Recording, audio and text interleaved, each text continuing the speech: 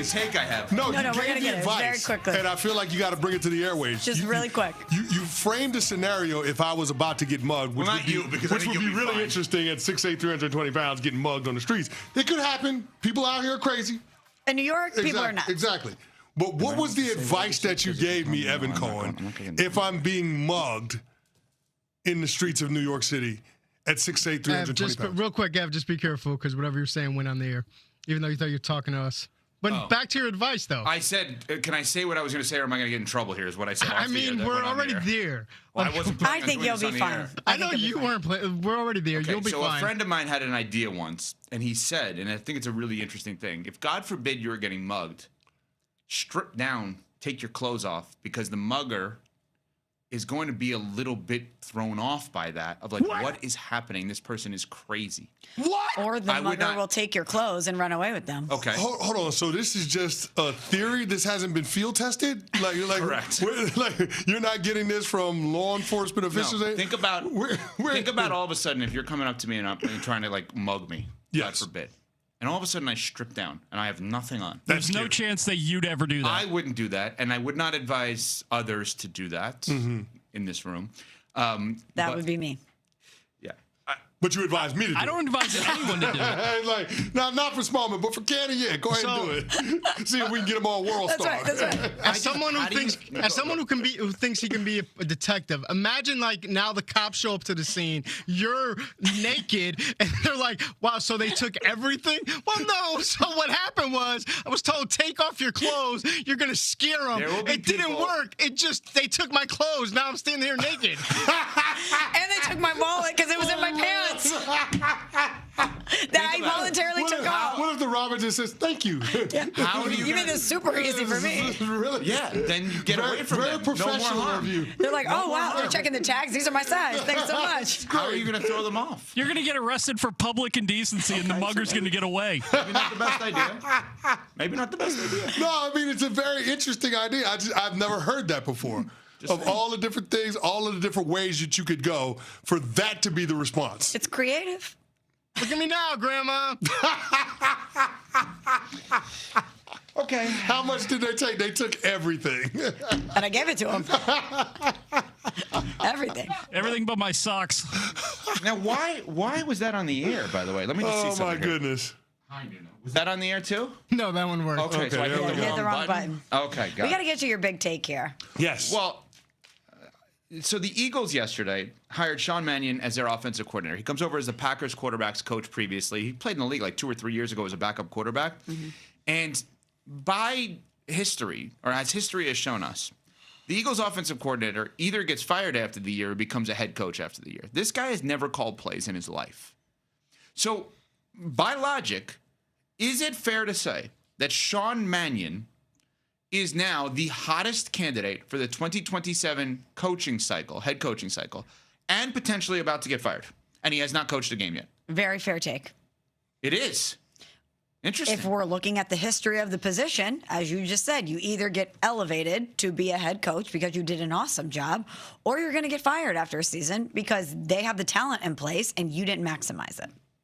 So, yeah, I can absolutely see it going one way or the other, especially for someone like Sean Mannion, who obviously is a fast rising star. A lot of people think that he is a bright offensive mind. People want to be the first one in on somebody like that. They want to identify the next Sean McVay. And if he goes to the Eagles and after a disastrous season with Kevin Patullo, he turns things around and that offense gets rolling again and they become a force and potentially get back to the Super Bowl, you don't think that some team that's down on their luck and maybe is drafting a quarterback or needs the offense to click into place isn't going to say, well, let's take that guy. Let's be early on Sean Mannion. And also, by the way, when I was saying that the Miami Dolphins were trying to turn their franchise into Lambeau South, you laughed and said, why? But it seems like there's been a drain in Green Bay, not only in the front office, but within the coaching staff, too. So maybe you want to shift your stance there? Because clearly there's a lot of smart and bright and talented Have you seen the people. reactions to Jeff Hafley's staff? Have you seen the Well, reactions? Nathaniel Hackett people are not excited about. You don't say. Have you seen? I mean, some of the reactions to the staff they're building in Miami is very sad. I'm just telling. I'm not saying the coaches are sad. I'm saying the fan base is sad based on this is not getting us excited. Now, I'm sure if you look back at some of the early staffs of some of the great coaches, a lot of people are like, who are these people? They emerge to being great stars. So I'm not saying that Hafley is going to do a bad job, nor am I saying his staff is going to do a bad job. But I will say this one feels different because I've seen Packers fans upset about this because they wanted to keep this guy. Why? Because LaFleur calls all the plays, and they think something needs to change. And if this guy's that good, maybe you let him call the plays or give him some play calling, keep him there, promote him, and maybe you have a guy that could help. They never said that about Hafley. Nobody was upset, seemingly, that Hafley was gone. Cece, I have something for you. So when the Eagles initially started that search and you were hearing names like Mike McDaniel, Brian Daboll, you were thinking, okay, Kevin Patullo came in, first year on the job, calling plays. You always said you can give somebody the same brushes and the same colors. It doesn't mean they can paint the picture. And a lot of these names we were hearing experienced in that role. We thought maybe they were going to go back that way, even though Nick Sirianni has done it in the past and he could always step in. But what do you make of the fact that they went with somebody who, yet again, is going to be a novice at that particular part of the job? Well, I would have to know more information, but from what it feels like is that the candidates that could have potentially been interested in that job, that interviewed for that job, decided based on the current dynamics, the state of affairs in Philadelphia, they didn't want to go that route. So I think it's fascinating to know, and maybe we'll get the answer as time moves on and we start to see more, but which party ends up deciding that they don't want to pursue the opportunity? Is it Brian Daboll? Is it Mike McDaniel not wanting to be involved with the Philadelphia Eagles based on the state of affairs? Or did the Eagles as an organization decide, hey, we want to go the route of this young, unproven coach because we believe in his upside? I'd be fascinated to know. The thing that makes it interesting, though, is that it seems like there's a sense of urgency in Philadelphia to take advantage of this window that they've created with this current core of players and to go with somebody that's never been a play caller and only has 2 years experience as an NFL coach, period. That's a huge risk to take. Is it automatic that if you're a quarterback, you have an ability to call plays or no? No. Play calling is art, not science. And it takes a while to develop the skills in order to be able to do it. But are they ahead of everyone else? Sure, because of how they see the game. It's kind of like a catcher in baseball, right? You see the game a certain way, it lends itself to being able to manage the game. Okay. So, yeah, quarterbacks have a leg up when it comes to that. But just because you played quarterback in the NFL or you held a clipboard on the sideline as a quarterback in the NFL doesn't mean you'll be able to step into that job and be successful. It just doesn't guarantee that. And I guess that's the bigger point that I'm trying to make. If you're the Philadelphia Eagles, do you have time with this core of players to be experimenting, or do you need to go with somebody that is more proven in the role? So is it more likely in 2027 that Sean Mannion, new offensive coordinator for the world champion Philadelphia Eagles, we still have to say it that way because they're still yet a champion, obviously, this year. Is it more likely that Sean Mannion is a head coach next year or fired after this year?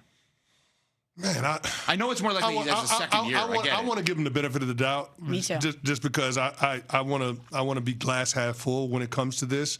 So let's fingers crossed hope this thing works out, because that would be the pattern with offensive coordinators. It works out, doesn't work out, works out, doesn't work out. So this one hopefully will work. But I mean, if you're the Philadelphia Eagles, that's an uncomfortable pattern to be cycling through for your franchise quarterback. And I guess the point that I'm trying to make is, you're hoping that you hit on Sean Mannion, but was Sean Mannion the guy that you needed to risk it all for, given the fragility of everything that we've seen in Philadelphia in recent years? Are you going to be glass half full with the Eagles like Cece is here? Well, yeah, because it's my guy from Green Bay that's coming over. So you're going to have the bias in No, there. but we're talking about how much pressure.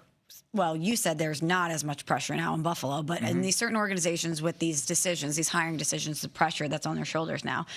Philly clearly has the talent to compete. They have the most expensive roster in the NFL. We know the defense was obviously not the issue last year. It was the offense. And they finished 19th in points per game, 24th in total offense, and first in 3-and-outs. And you're giving the reins with this roster to somebody who's never done it before. It's a bold decision. It's a high risk, high reward type of decision, but they have a finite window to get back and try to maximize the talent that they've collected on this roster. Again, he might be the next Sean McVay, so I don't want to He could be. Exactly. So I don't want to cast aspersions on Sean Mannion. But was this really the best that you could do? Was this really the best that you could do? And if it was, then there's a bigger conversation that's there to be had about the state of affairs with the Philadelphia Eagles. Coming up, we got 4 downs. There is no on-field football. There's Pro Bowl games this week, but we are a week plus away from the Super Bowl. Smalls has 4 downs for us. Next, we're on Sportsmanlike, presented by Progressive Insurance.